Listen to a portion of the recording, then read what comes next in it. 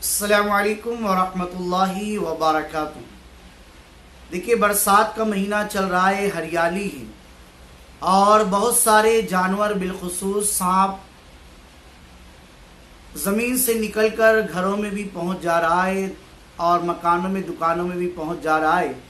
تو بہت سارے بھائیوں نے یہ پوچھا کہ اس کی حفاظت کے لیے ہمیں کیا کرنا چاہیے۔ تو آئیے سنتے ہیں۔ جس گھر میں سانپ موجود ہو اور ہر وقت تو جانی نقصان کا خطرہ لگا رہتا ہو، تو سانپ کو گھر سے بھگانے کی غرض سے دریا کی ریت لے کر یا جہاں سے بھی ریت مل جائے صاف ستھری اچھی، بہتر دریا اور ندی کے کنارے کی ہو، اس پر باوضو ایک مرتبہ سورہ فاتحہ، 3 مرتبہ آیت الکرسی پڑھے اور 1 مرتبہ چاروں کل پڑھ کر 7 مرتبہ یہ پڑھے، سلام علی نوح فی العالمین۔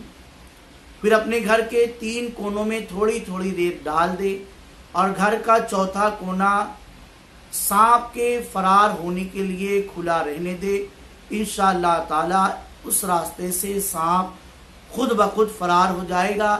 اس عمل کی برکت سے گھر میں سانپوں کا داخلہ بند ہو جائے گا اور کوئی بھی اس طرح کا موذی جانور، صرف سانپ ہی نہیں، بچھو ہے اور دیگر چیزیں ہیں، وہ بھی گھر میں نہیں رہ سکیں گے۔